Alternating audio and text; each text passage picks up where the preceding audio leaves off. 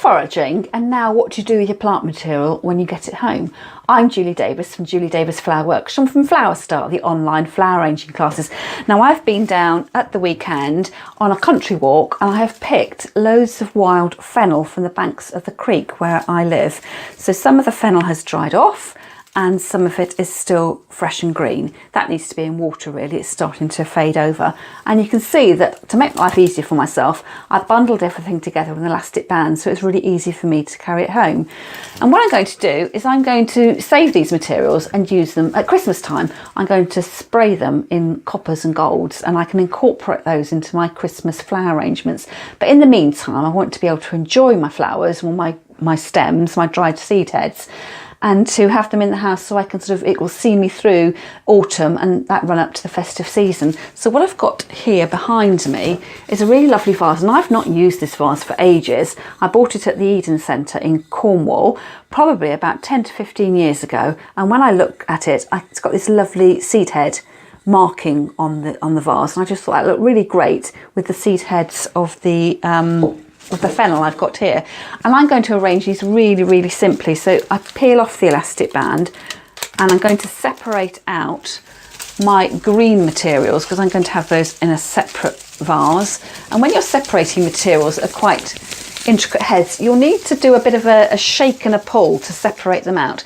If you're too rough with your flowers or your seed heads, you'll find that they'll just disintegrate and pull apart. So I'm going to separate the bunch again, and what I can do is just put them straight into the vase. There's no need to recut the stems because they're not taking up water, and the only reason you would need to recut the stems was because of the look you're creating in your vase. And I can see there that I've got two pieces that are really huge and just too long, and so I've got a cloud of stem heads here and getting narrow with the bare stems. So with these two longer pieces I might put them in a tiny bit lower so that the seed head interest goes right from the seed head motif on my vase right up these bare stems and then finishes in that cloud of stems at the top. So I'll hold my flower stems up to the vase to see where I want to go, cut them, and then I've sacrificed a tiny bit of length and then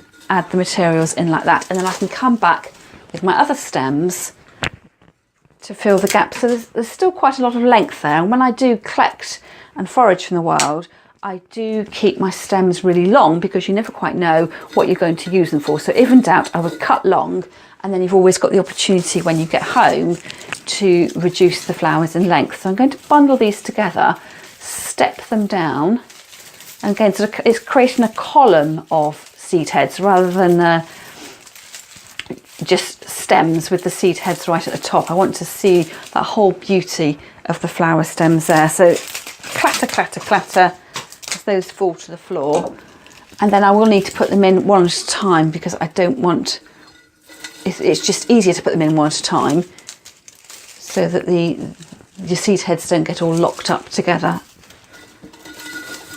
and start to fall out of the vase.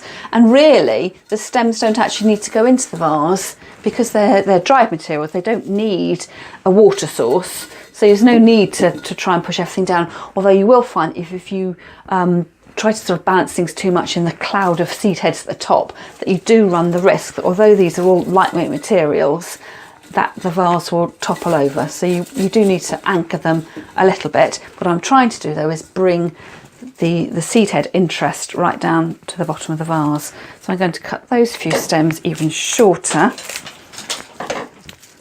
and they can sit down at the edge.